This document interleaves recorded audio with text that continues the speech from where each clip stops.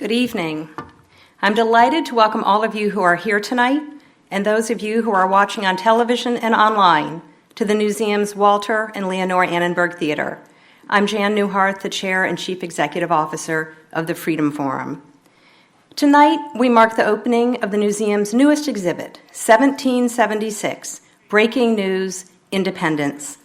The exhibit features one of only 19 known copies of the July 6, 1776 edition of the Pennsylvania Evening Post, the first newspaper to publish the newly adopted Declaration of Independence. The rare newspaper is on loan to the Newseum from businessman and philanthropist David M. Rubenstein, and tonight we have the distinct honor to have David join us in what I'm sure will be a fascinating conversation. David Rubenstein practices what he calls patriotic philanthropy. He does it, he says, because he thinks it's important to recognize the unique rights and freedoms we have in this country. At the Newseum and Freedom Forum, we love that focus because that's what we do too. The 1776 exhibit is one of the many high-profile ways the Newseum champions freedom, free expression, and the First Amendment. More than 800,000 people a year visit our building to view exhibits that speak in profound ways about the evolution of freedom. We convene programs so that people of very different beliefs can come together to discuss pressing issues related to the 5 freedoms of the First Amendment. And our educational programs that provide teachers worldwide with course material touch more than 3 million students.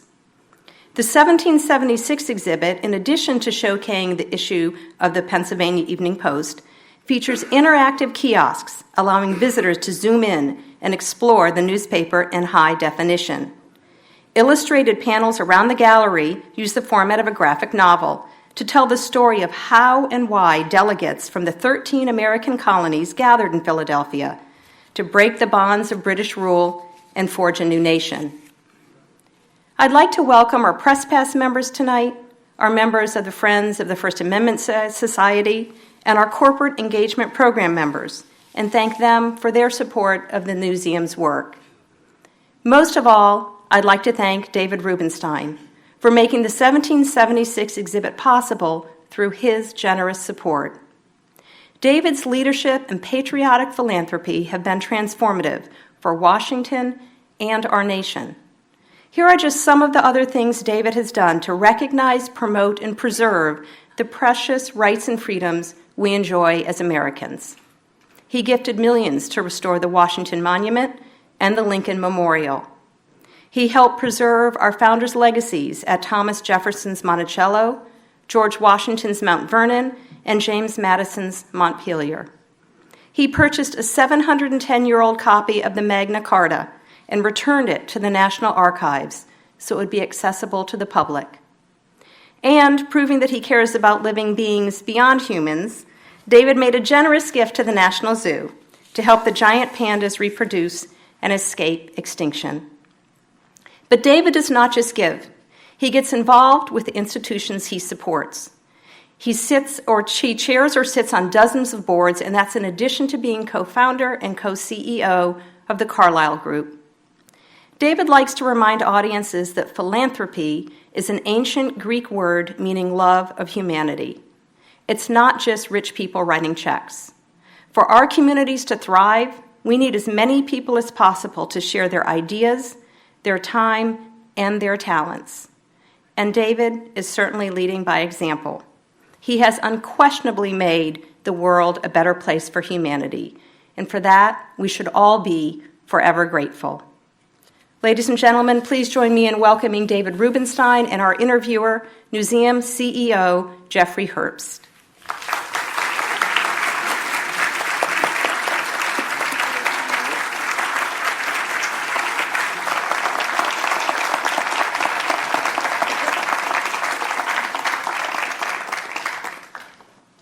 I'd like to welcome our audience. David, thank you so much for joining us, and thank you for making this wonderful exhibit possible. Maybe you could tell us why and when you developed this deep interest in American history. Well, I did have interest in it when I was in high school in Baltimore and did in college, but I wouldn't say it really came to a head until I had a chance as a young man to work in the White House. As a young man, when I was 27 years old, I was the Deputy Domestic Policy Advisor to President Carter. And when you're that age, you work around the clock, you love what you're doing, as I did, and you also probably have some time to think about the historic meaning of working in the White House. And from that point on, I probably spent more time thinking about it. And I also live in the Washington area. So when you live in the Washington area, you get more and more involved with the historic-related things. So it's a combination of things like that. What drew you to this newspaper first reprinting of the Declaration of Independence? Well, the Declaration of Independence is not a legal document in a historic sense. It's not the Constitution. It's not the Bill of Rights. But it was the first time that the colonies really came together and issued a statement that was heard around the world, and it was really their declaration of their reason for wanting to be independent. And it's become an historic document, not so much because it declared independence, but because some things in the preface, basically, in the preamble, I should say, the preamble, basically became inspiring words for that generation and subsequent generations, and we'll probably talk about that later. But I think the Declaration of Independence has become a symbol of the creed under which our country is theoretically established, which is that all men, and obviously all women, are created equal. Now, we've struggled for hundreds of years to actually get to live up to that creed, but those words in the preamble really are the symbol of really what our country should be about. The exhibit goes through the context, the run-up to the Declaration of Independence. I know in retrospect it all, as history often does, seems inevitable, but maybe you could describe the events. And was it British miscalculations? Could they have kept a hold for a while longer of this vast territory? Well, as I like to remind people in Britain, sometimes when you depart from a larger organization, it might not be the end of the earth. You never know. But we departed, and it worked out okay for us. Different circumstances, though. What really happened, and this is very interesting for those who haven't really studied it, the British had a not ridiculous position. Their view was that we had protected the colonies and spent a lot of money in the French and Indian Wars. And now we'd like to get compensated for what we did, but also we're still providing protection. So pay us some taxes. And it's not an uncommon thing for governments to impose taxes. But the Americans, the colonies, said, wait a second, we have the rights of all Englishmen. We got those in our charters. And those rights say we have the rights given to us by the Magna Carta and subsequent kinds of documents in the English history. And they said, among other things, no taxation without representation. Taxes are being imposed. We're not really represented in the Parliament, and so we're not happy with it. And then they went through a series of skirmishes, legal skirmishes and military skirmishes, and ultimately, in the first Continental Congress was created in 1774, and it was designed to say the colonies wanted to come to a resolution of how to deal with this problem, and their view was we have to stay as part of the British Empire because we're British people. We're not really interested in being independent. There was no real talk about that then. But they didn't really get very far. The king wouldn't respond to them. The Parliament wouldn't respond to them. And the king had the attitude that these were being insurgents, and he wasn't going to really tolerate or listen to their pleas. Their view was the king is the person we're subject to, and he should listen to us. We're not really part of the Parliament. So the king disappointed them by not really listening to them and not even answering their entreaties. The Second Continental Congress got to be more complicated when they decided that maybe they had to be independent. And on the decision to be independent, a resolution was introduced by a few members of the Second Continental Congress authorizing a vote on independence. And some of the states didn't have the authorization, so they went back to their respective jurisdictions and tried to get authority to come back and vote for independence. They got that, they came back, and in 1776, at the end of June, when they came back, they saw on their desk a document that had been drafted by Thomas Jefferson with the help of Benjamin Franklin, John Adams, Robert Livingston, and Roger Sherman, a committee of 5. And that committee of 5 had been tasked with the idea of coming up with a Declaration of Independence, assuming the vote to be independent would occur. And then when they came back, the document had been drafted largely by Thomas Jefferson. It was sitting there. They voted on July 1 and 2 to be independent. Then on the evening of the 2nd, the 3rd, and the 4th, they took up the Declaration. And the Declaration was ultimately approved with some changes. Jefferson was very upset with the changes. He called it mutilation of what he had written. And interestingly, Thomas Jefferson, a brilliant writer, a gifted writer, and he had written largely the Declaration of Independence. He didn't talk very much. As President of the United States, he only made one speech in public, the first inaugural address. He had a high-pitched voice. He didn't feel comfortable as a speaker. So when he was sitting in the Second Continental Congress and they were mutilating his document, in his view, he didn't say anything. Ultimately, the changes were agreed to. They went next door to Mr. Dunlop, a printer. They asked him to print up several hundred copies of this document, and those copies were then sent to George Washington to read to the troops, to the King of England to know what was being done in the colonies, to the King of France, and so forth. And then ultimately, the next day, after that Dunlop copy was printed, that's the Dunlop broadside, the text was actually printed in the Pennsylvania Evening Post. That was the first newspaper printing of the Declaration of Independence, and that was how most Americans probably learned about it, because there weren't that many broadsides compared to how many copies of newspapers there were printed, and the broadsides were distributed relatively more slowly than newspapers were. So if you take a look at the newspapers that were printing the copy of the Declaration of Independence, there were many of them after the first couple of days. And so the Pennsylvania Evening Post was the first time that people had a chance to see what had been agreed to by the Second Continental Congress. And it became a document that had a lot of meaning for Americans subsequently. At that time, I think the focus was just on declaring independence and saying what the sins of King George were. But as history has unfolded, no one cares about the sins of King George anymore because they're long behind us. And nobody really cares about the fact that they declared independence, because that's obviously a historic fact, and it's not that relevant now. It's the preamble that everybody focuses on, and that's where the most famous sentence in the English language now appears. We hold these truths to be self-evident, that all men are created equal, that they're endowed by their Creator with certain unalienable rights, that among these are life, liberty, and the pursuit of happiness. And that is the real part of the Declaration of Independence that lives on. The idea that all men are created equal. Now, obviously, Jefferson wrote that, and he had 17 days to write the Declaration of Independence. He, like most people, he waited till the last couple of days because he was busy, had other assignments. Typically, if you're a member of the Continental Congress, you had 20 or 30 committees you were on, and he was busy. So he took the last couple of days and he wrote it. He showed it to some of the committee members, John Adams and Benjamin Franklin. They knew that he was sensitive about his writing. They lightly edited it, and then on June 28th, he deposited it for the review of the members of Continental Congress. Jefferson wrote that when he had 2 slaves with him, and he had a number of slaves, obviously, back in Monticello. And 1/3 of the people at that convention, or Continental Congress, were slave owners. And in the Declaration of Independence, the word slavery never appears, nor does it appear in the Constitution.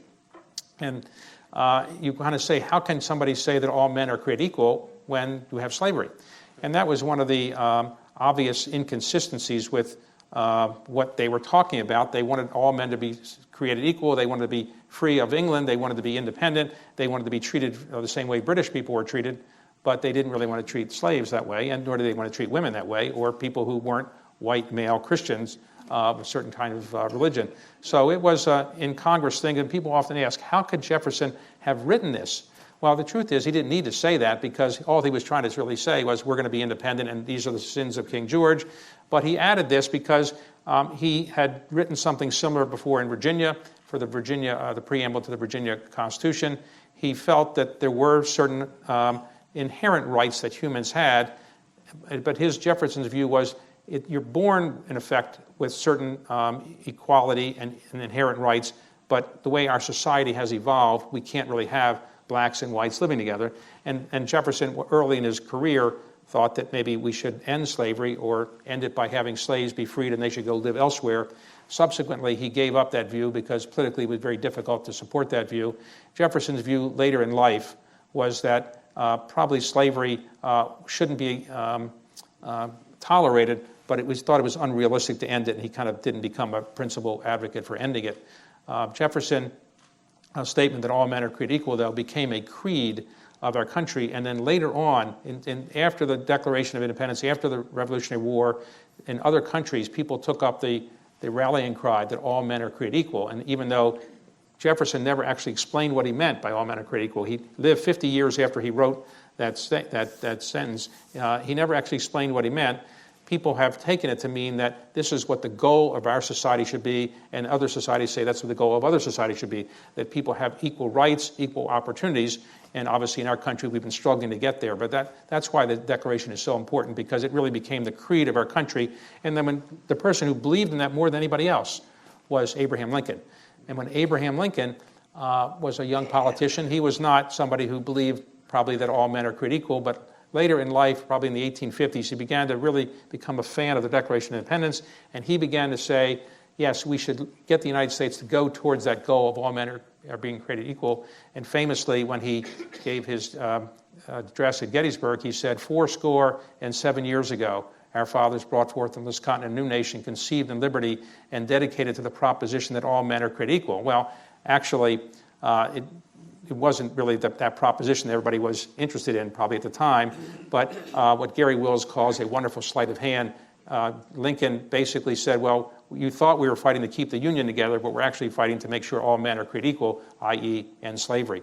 And so Lincoln picked up on it, and subsequently other countries and other societies have picked up on the concept that all men are created equal, and it's really become, I think, the American creed. Were Jefferson and his colleagues itching for independence? Did they agonize over it? You said in 1774 they had a different stance. What happened? Well, these were men who were born as Englishmen. And in fact, at the first Continental Congress in 1774, of the delegates who came, more of them had been to London than had ever been to Philadelphia. Because you have to remember, there were 13 colonies, and they were transacting business with the British West Indies or other Caribbean islands, or England or other countries in Europe, more than they were transacting business among themselves. And so they really didn't know each other that well because they were born as Englishmen. That's what they thought they were. And in fact, many of them had been educated in England. So they didn't really want to separate. Their view was that they had been promised certain rights and they didn't want to break away from England because that was their country. Whatever country anybody here might be from, you probably don't want to separate from it. They didn't want to really separate, and they made so many entreaties to the Parliament and to the King saying, well, why don't we try to do this, or why don't you take away this tax, or we can find some way to work this out. But they couldn't get any response, really, that they wanted from the British because the British government was split, too. There were people in Britain who said, wait a second, let's treat the colonies a little bit better. They weren't 100% saying we should treat the colonies the way they were. But I think the King basically had a different relationship with the Parliament than many people here really recognized. The Parliament had basically taken control over the British government. The King was still ruling, more power than the Queen has today in England, but he wasn't really making the major policy decisions. He was more or less a symbol of so many of them. But the American colonists thought that he was the symbol, and therefore they appealed to him, but he really didn't have the ability to control what the Parliament wanted to do, and the majority of the Parliament really wanted to punish the Americans for being insurgent. The King went along with that view, certainly, but I think in the end, the British overplayed their hand. I think they could have cut a deal with the Americans and done some other things. The Americans really didn't want to separate. It was only after the British sent troops over, they killed some Americans at Lexington and Concord, they killed some Americans in Boston, they began to import Hessians and other German soldiers as mercenaries, and they began to do other things to the colonies that they were just beyond the pale in the end. Some of the people from Massachusetts began to lead the effort, John Adams, Samuel Adams, and others, saying we have to be independent. But it wasn't something that was preordained. Now, suppose the British had said, okay, you win, we'll take rid of the taxes, and we will take all our troops away. What would the Americans have done? I don't think they would have been interested in independence. I suspect we probably would have evolved to be independent subsequently. We might be a member of the British Commonwealth, the way Canada is. At some point, we would, because of our size, we would have been more powerful than England. But it wasn't preordained that in 1776 the Americans felt they had to break away, because it was really an overplaying of their hand, I think, by the British. We were talking before that now we associate the Declaration of Independence with July 4th. Yes. But that's actually not correct, or there's a more interesting story there. Well, yes. Remember, as I indicated earlier, the delegates came back to the Second Continental Congress, and at that time they had gone to their states and gotten permission to vote for independence. And all of them did except New York. New York hadn't supported it yet. And in fact, only 12 states actually approved it on July the 4th. New York didn't have a permission, and just as an aside, what actually happened is When they went to Mr. Dunlop and said, print this up, they had the working draft that Thomas Jefferson had given them. They edited it. They took to Mr. Dunlop. He printed up copies. The Pennsylvania Evening Post had its copies. Copies were distributed, and so forth. But nothing was signed because they felt that to sign something, they needed to have an engrossed copy in very fancy handwriting on a piece of parchment. And the delegates wanted to go home on July the 4th. They were tired. Remember, there wasn't a lot of air conditioning in Philadelphia at the time. They had gigantic flies all the time, and they were anxious to get out of there. So they went home, and they were told the engrossment would be ready around early August, and by that time, New York State would probably have given approval so they could have all 13 colonies be part of this. And so, despite some historical debating over this, it appears that on August the 2nd, the majority of them came back and signed it then. And it was actually therefore signed on August 2nd. But the debate about July the 2nd and July the 4th, here's the interesting thing about that. John Adams and Thomas Jefferson were rivals a bit. John Adams was the real ringleader, I would say, the principal person advocating for independence. And he had been a strong figure in the First Continental Congress and was very strong in the Second Continental Congress. And he was the person who said, let's go back, let's send the delegates back to the states, get the authority to come back and vote for independence. Thomas Jefferson was a young man, 33 years old. He didn't really want to be there.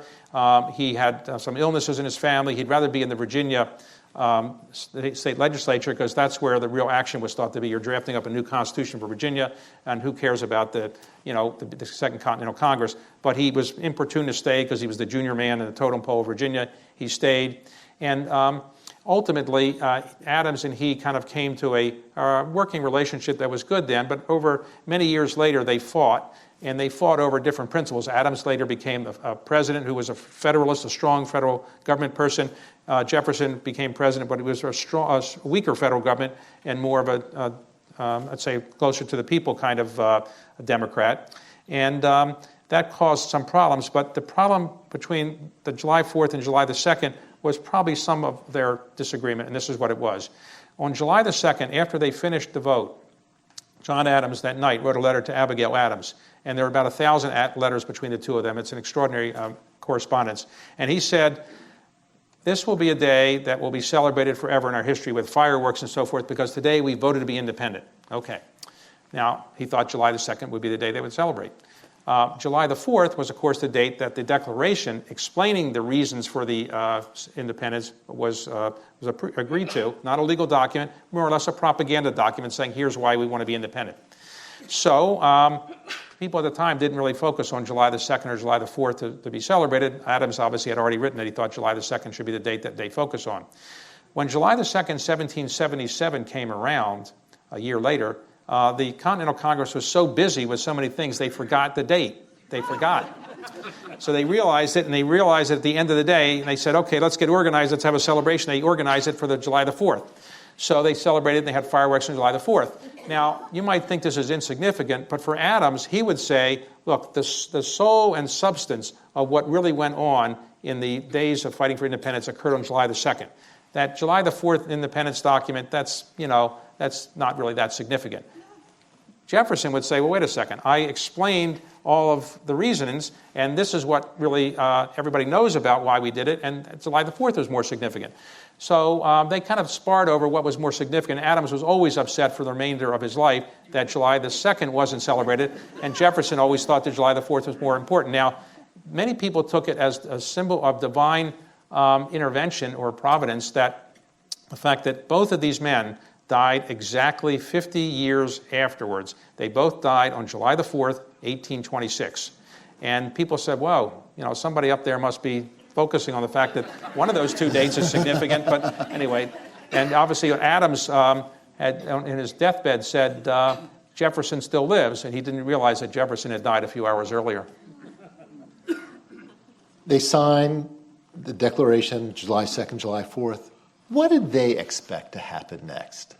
Okay. Well, they recognized that it was an uphill struggle. Remember, we didn't really have a military. We didn't have the ability to tax states or to require them to send troops in. So we had a ragtag army led by George Washington, who had more experienced than most people in the colonies in leading military efforts, but most of the things he had led in the French and Indian War were not that successful. And he was not a great military tactician. He lost more battles than he won during the war, but he had very few troops to work with, and many times his troops had no shoes, they had no equipment, they had very bare clothing. So it was amazing that he was able to hold them together, and of course they weren't being paid very much at all. I think the colonies had the fervor of saying they had the moral right, and therefore many times, as you know, when people think they're morally right, they are going to believe that they're going to win. I think most people thought that the British would win quite handily because they were the biggest military in the world, one of the wealthiest countries in the world, and they sent many troops over, many more troops than we had, but they had probably not as good a overall strategy. In the end, the Americans had the French that were helping us, and we had some other things that came along to our benefit. But I think when they voted for the independence on July the 4th, or 2nd, and then the Declaration the 4th, I think they all felt that they had committed what could be considered treason. And, Benjamin Franklin famously said, well, we all have to hang together or we will all hang separately. And, I wouldn't disparage at all their courage at all because they were committing treason, but they didn't release the names of those who actually signed the Declaration of Independence until January of 1777, after they had won the battles of Trenton and Princeton, when it looked like they made a better chance of winning. Because the truth was, if they had lost, probably they would have been executed, the people who signed it. One of the big differences, many, of course, between those times and now is the speed at which news is disseminated. And it takes weeks for this newspaper to get through the colonies and well over a month, I believe, for it to get to London. Today, news instantaneously transmitted. We see the many advantages, obvious, of speed, but did it allow that slow dissemination? Did it allow more debate or thoughtfulness in some ways than the instant news that we have today? Well, it obviously gave people more opportunity to talk about things, but think about it, it was so difficult to communicate today. To go from Boston to, let's say, Washington, or Boston to Philadelphia, would take maybe a week or so, and communications were not very good.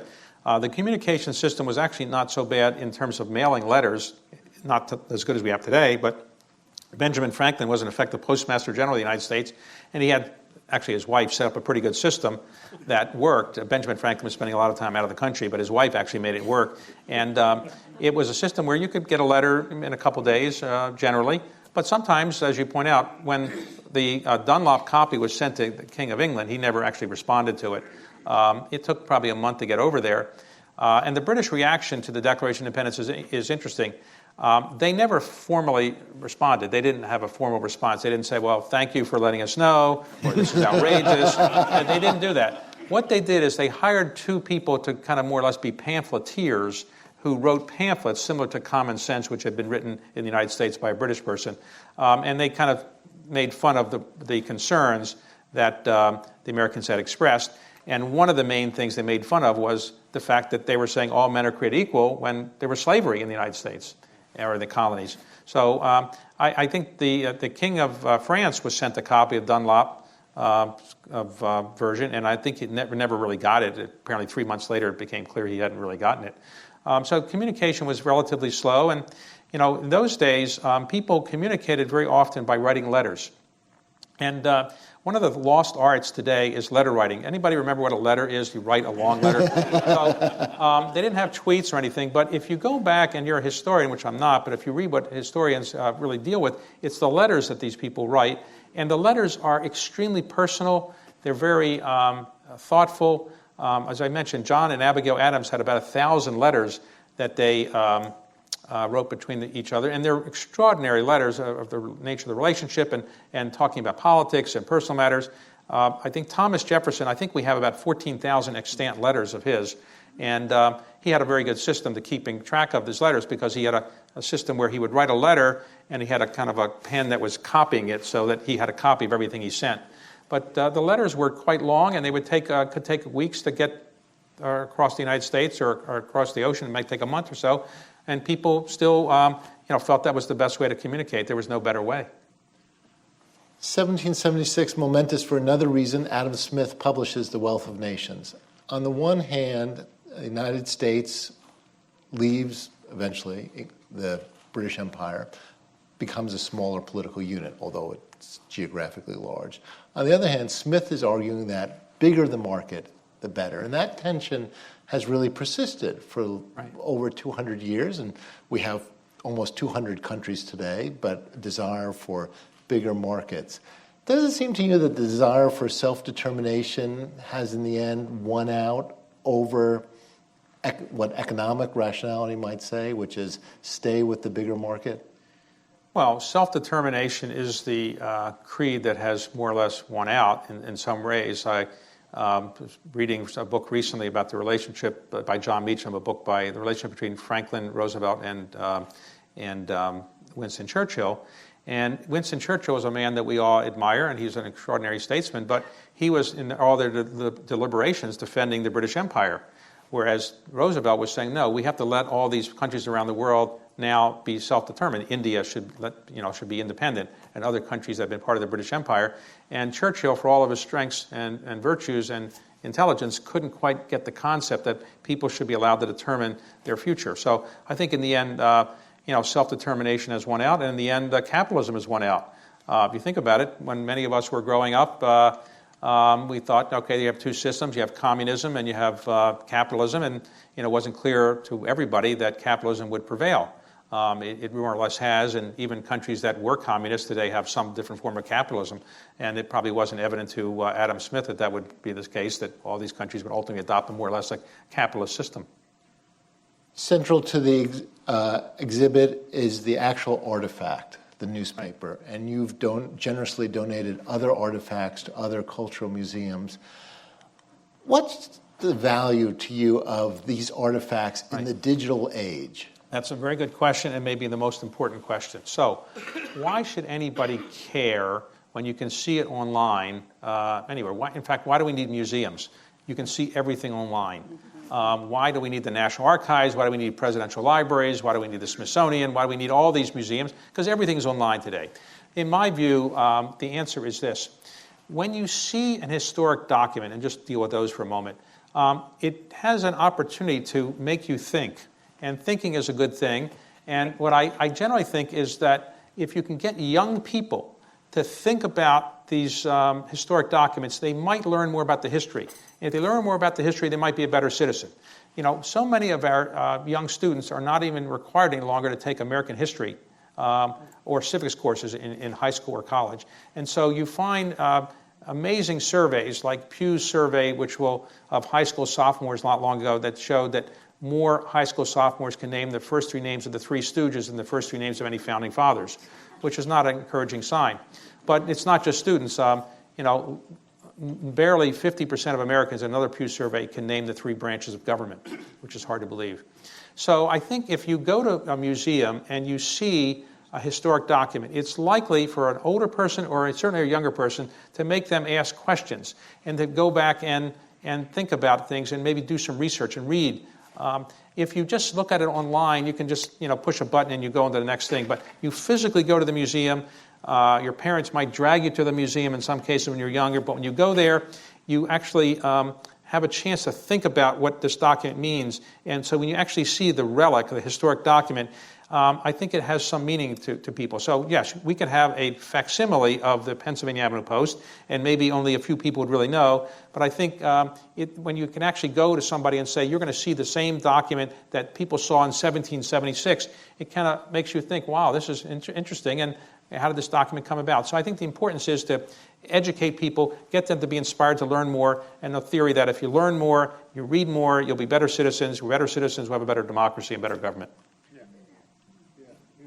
Of course, it was printed in a newspaper, and that's what, as you noted, was the major form of dissemination for the Declaration. Right. Today, of course, newspaper industry is deeply challenged.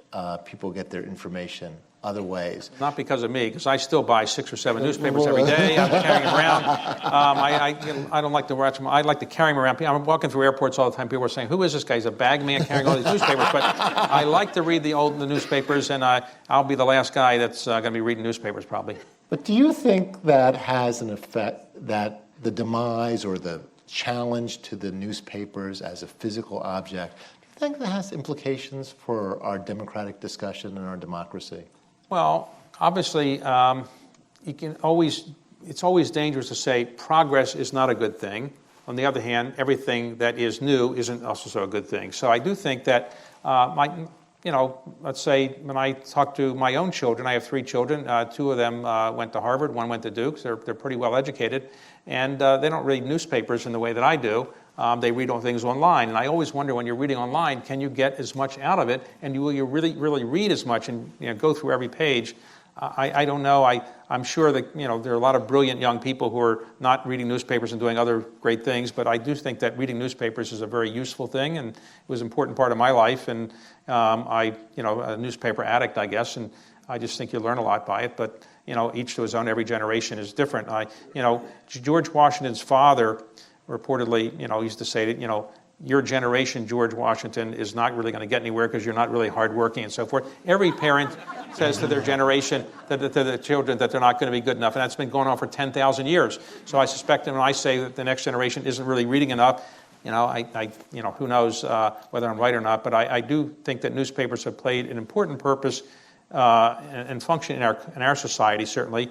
And I do applaud the Newseum for promoting the idea that reading newspapers and what newspapers have done is an important thing, and getting the news out is a very important thing, and having news be disseminated in a way that's fair and accurate is an important thing for our society. So one of the great blessings this country's had is that we've had an abundance of good newspapers.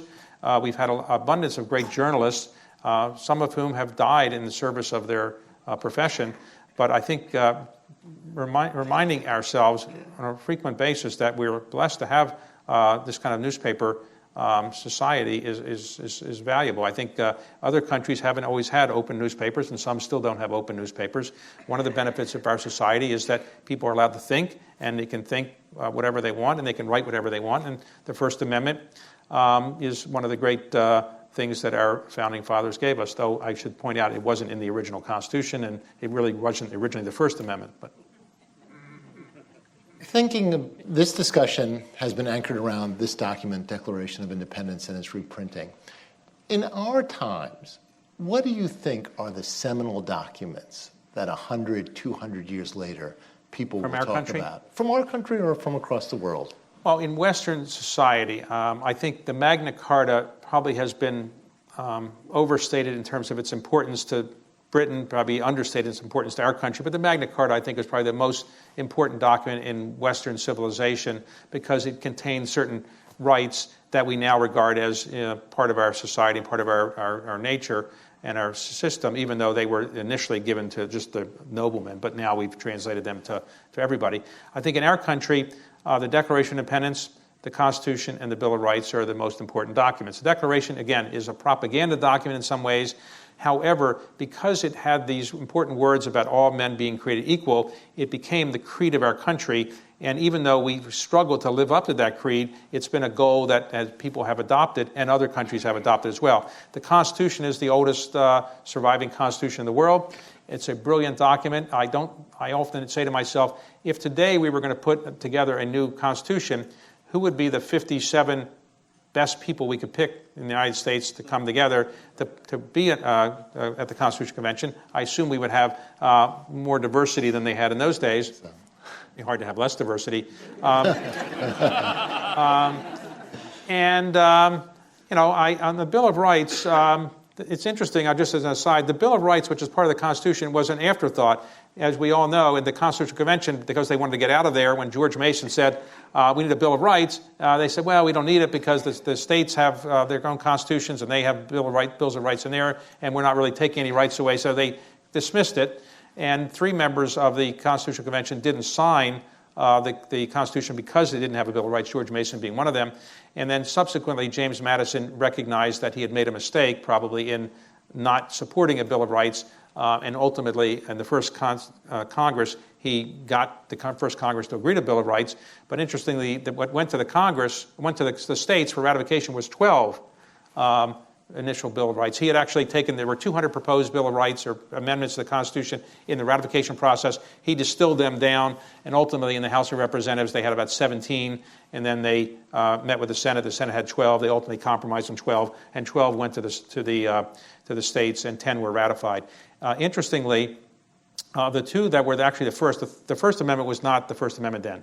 The First Amendment was an amendment that actually would expand the members of Congress. In other words, we'd have more members depending on the size of the population. That got voted down because people didn't want to have too many members of Congress. The second one was actually now the 27th Amendment, eventually got approved. It was an amendment that said that if you vote for a salary increase for a particular year, a member of Congress can't get the benefit of that salary increase until there's been another election. The theory being you shouldn't just be able to raise your salaries, and you should have the voters approve it, and they approve it by voting for you again at another election. That got voted down too. Now, why did that get voted down? Because they didn't want members of Congress to ever get a salary increase, not after the election or any time. So ultimately that became part of the Constitution. And interestingly, when the ratification process was going forward, you only needed, I think, 11. There were 14 states then because Vermont had come in, and you only needed, I think, 11 of the 14 to approve it. When the 11 approved it, some of the other states, they didn't really send in their ratification. So not until, I think, 1939 did some of the states, including Massachusetts, actually approve the Bill of Rights. Some of them waited long because they didn't need to prove it, and they technically never did. But later, I think on the 150th anniversary, I think 3 states finally got around to doing it. David, you've been fantastic today. Thank you so much, not only for your support of the Newseum, but for visiting with us today. We have a gift for you, which is a book that contains the pictures of the artifact and the exhibit, and on the inside cover is this inscription: to David M. Rubenstein, in grateful appreciation for your generous support of 1776, breaking news, independence, as well as your ongoing efforts to champion the cause of freedom and educate Americans about their history. Thank you very much. Thank you so much. Thank you very much. Thank you all. Thank you. Thank you. Thank you.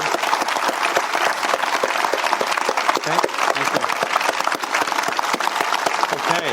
Thank you. Thank you.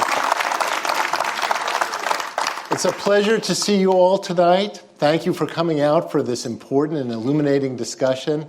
We hope to see you quite often at the Newseum. We ask now that you exit through the middle exits or the exits on top. Thank you so much. Thank you for your interest in the Newseum and in American history and freedom.